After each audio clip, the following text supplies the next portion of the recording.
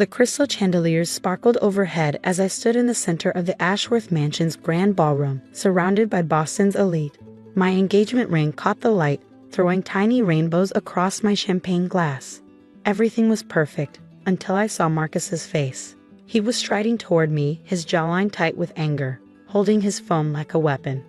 Behind him, his mother Victoria watched with barely concealed satisfaction. "You lied to me," he said, his voice carrying across the murmuring crowd. "All this time you've been lying." My name is Emma Crawford, and at 28, I was about to learn just how quickly a perfect life could unravel. "Marcus," I said quietly, "what are you talking about?" He thrust his phone in my face. On the screen was my old LinkedIn profile, the one I deleted months ago. Stanford Business School, a master's in finance. You didn't even finish community college. The room went silent. I could feel hundreds of eyes on me, judging, waiting for my response. My hands started to shake. "I can explain." "Explain what?" He laughed, but there was no humor in it. "How you convince everyone you were some brilliant financial analyst when you're really just a secretary. How you wormed your way into my life, into my family's company." Victoria Ashworth stepped forward, her designer heels clicking on the marble floor. "I knew something wasn't right about you," she said, her voice dripping with disdain. "No one from your background could possibly be what you claimed." I looked around the room, at the faces of people who'd supposedly become my friends over the past year. They all wore the same expression, a mixture of shock and smug vindication. They'd never really accepted me, the outsider who'd somehow caught the heir to Ashworth Investments. "Marcus, please," I said, fighting to keep my voice steady. "Let's talk about this privately." "Oh, now you want privacy." He grabbed my left hand roughly, pulling at my engagement ring. "After humiliating me in front of everyone? After making me look like a fool?" I yanked my hand back, but he'd already gotten the ring off. Tiffany's finest, 5 carats of flawless diamond, now looking oddly small in his clenched fist. "The wedding's off," he announced to the room. "I can't marry someone who built our entire relationship on lies." He turned back to me, his handsome face twisted with contempt. "Did you really think you could pull this off? That no one would discover the truth?" The truth, if only he knew what that really meant. "While you've been playing dress up," he continued, "pretending to be something you're not, I've been seeing someone else. Someone real. Someone who actually belongs in this world." A tall blonde stepped out of the crowd. Amanda Porter, head of client relations at Ashworth Investments. She took Marcus's arm, a triumphant smile on her face. "Amanda has an actual MBA," Marcus said, "from Harvard. She understands business, understands our world. Unlike you." I stood there, feeling the weight of every judgment, every whispered comment, every sideways glance I'd endured over the past year. But underneath the humiliation, something else was building, something that felt a lot like freedom. "You're right," I said quietly. Marcus blinked, clearly thrown by my calm acceptance. "What?" I did lie. I took off my shoes, Jimmy shoes that had cost a month's salary, and held them in one hand. "I'm not who you thought I was." Victoria's triumphant smile faltered slightly. This wasn't the hysterical reaction they'd expected. "But neither are you," I continued. "You're not the brilliant businessman you pretend to be. You're just a trust fund kid playing with daddy's money." Marcus's face reddened. "How dare you?" "How dare I?" I laughed, and this time it was genuine. "You know what's funny? I actually felt guilty about my lies. About pretending to be less than I am to protect my real work. But you? You've never felt guilty about anything in your life, have you?" Confusion crossed his face. "What are you talking about?" I smiled, thinking about the email I'd received just that morning. The one confirming that everything was in place. "You'll find out soon enough." With that, I turned and walked toward the door, my bare feet silent on the marble floor. Behind me, I could hear Marcus's voice, higher now with uncertainty. "Where are you going?" "Home," I said without turning around. "To my real life." The drive back to my apartment was surreal. The city lights blurred past as I remembered how this had all started, 1 year ago. I built my company, Phoenix Capital, from nothing, working my way up from actual secretary to CEO through sheer determination and a knack for spotting market trends others missed. But I kept myself anonymous, using a series of proxies and holding companies to hide my identity. In my experience, being a young woman in finance meant constantly fighting to be taken seriously. Then came the rumor that Ashworth Investments was vulnerable. They'd overleveraged themselves on some bad investments, and their old-school approach was failing in the modern market. They were ripe for a takeover. I needed to verify the rumors to understand the company from the inside, so I created a new identity, the ambitious but slightly fraudulent Emma Crawford, who faked her credentials to get a job as an executive assistant at Ashworth. What I hadn't counted on was Marcus. He'd noticed me my first week, asked me to lunch, and seemed charmed by my supposed attempts to better myself through night classes. One lunch led to dinner led to dating, and suddenly I was engaged to the heir of the company I was planning to acquire. I told myself I'd end it before it went too far, that I'd find a way to let him down gently once I had the information I needed. But part of me had actually started to care for him, to hope that maybe he'd understand when the truth came out. Tonight had proven how foolish that hope had been.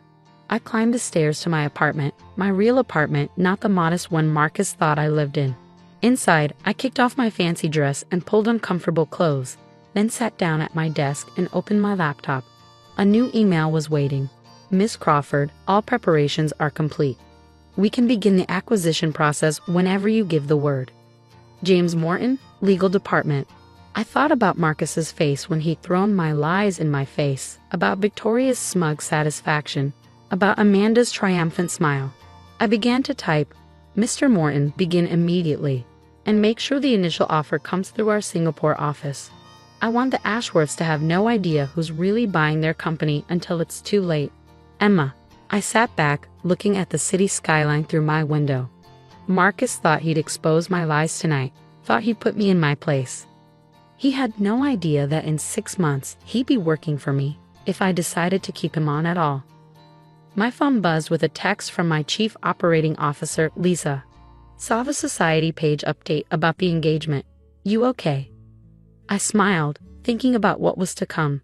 Better than okay, I replied. Everything's going according to plan. I closed my laptop and walked to the window.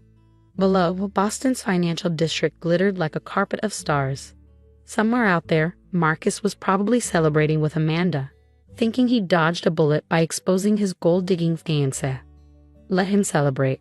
In 6 months, he'd learn what it really meant to lie about who you are. 6 months passed like a perfectly executed business plan. I sat in my private office on the 45th floor, reviewing the final acquisition documents for Ashworth Investments. Everything had gone exactly as planned. Our Singapore office had made the initial offer, followed by increasingly aggressive moves through various subsidiaries.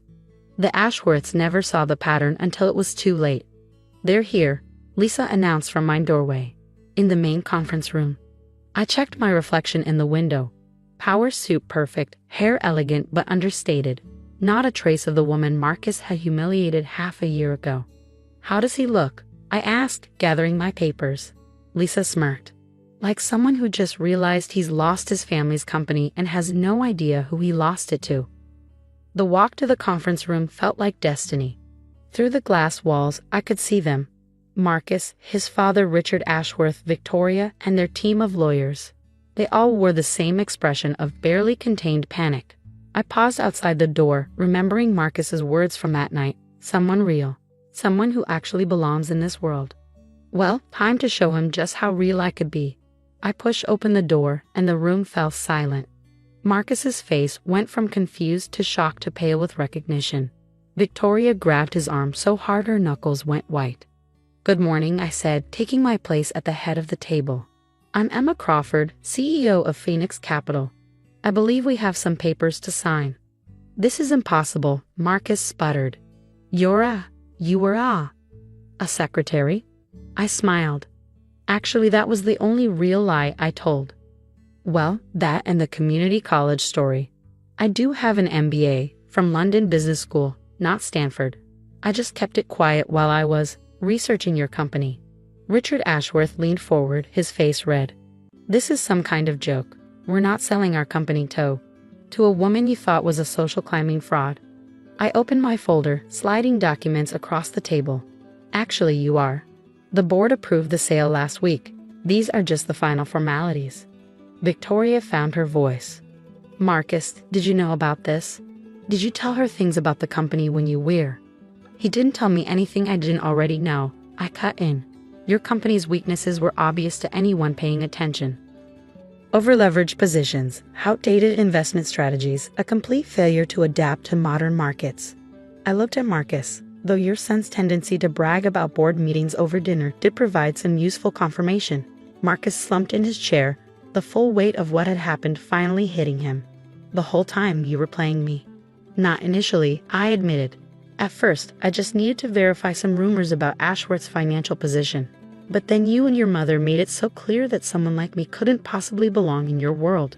Well, I decided to show you exactly what someone like me could do. This is outrageous, Richard blustered. Our lawyers will. Your lawyers have already reviewed everything, I cut in smoothly. The sale is legal, binding, and final. The only question is whether you want to make this transition smooth or difficult. I turned to Marcus. Remember Amanda? Your real businesswoman. She's been working for me the whole time. Those client lists she's been compiling, that data she's been analyzing, all feeding directly to Phoenix Capital. The look of betrayal on his face was almost comical.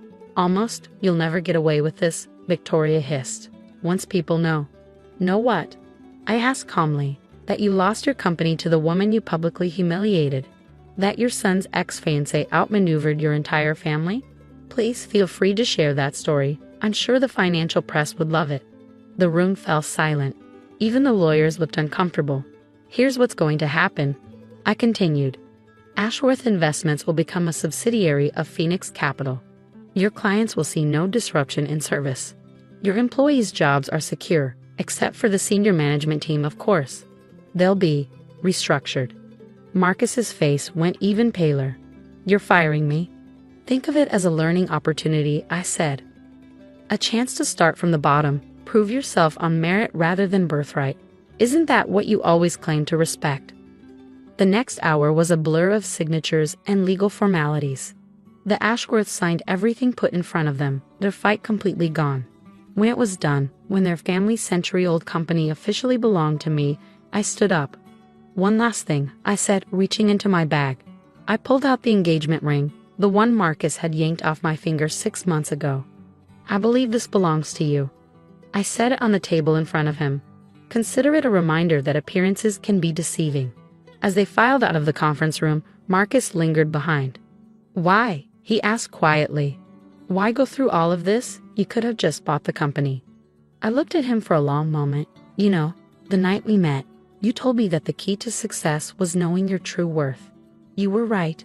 I just don't think you ever understood what that meant. After they left, Lisa brought in champagne. To the new owner of Ashworth Investments, she said, pouring 2 glasses. I took mine, but didn't drink immediately. You know what the funny thing is? If they just treated me with basic respect, if they hadn't been so convinced that someone like me couldn't possibly belong in their world, I probably would have structured this as a merger instead of a takeover. Their loss, Lisa said firmly. Though I have to ask, any of it real? With Marcus? I thought about it. Parts of it were. I think that's what made it hurt when he showed his true colors. But in the end, he proved exactly why this had to happen. Why companies like Ashworth need to change or die. Later that night, I stood in my office, looking out at the city. The press release would go out in the morning. Phoenix Capital acquires Ashworth Investments in historic deal. There would be speculation about my age, my gender, my qualifications. But none of that mattered anymore. My phone buzzed with a text from Marcus. I get it now, why you did it. For what it's worth, I'm sorry. I didn't respond. Some lessons don't need acknowledgement. Instead, I opened my laptop and began working on plans for Ashworth's restructuring. The company had potential. It just needed new vision, new leadership, new understanding of what really creates value in today's world. As I worked, I thought about that night at the engagement party, about standing barefoot on marble floors while Boston's elite sneered at my supposed deception. They thought they were witnessing my greatest humiliation. Instead, they've been watching the beginning of my greatest triumph. Sometimes I realized the best revenge isn't about getting even. It's about rising so far above those who doubted you that they're forced to look up and see exactly what they missed. The city lights twinkled below, and somewhere out there, a family of Boston blue bloods was coming to terms with the fact that their carefully ordered world had been upended by the very person they dismissed as unworthy. I smiled, raised my glass to the skyline, and got back to work. After all, I had a company to run, 2 companies now actually, and this was just the beginning.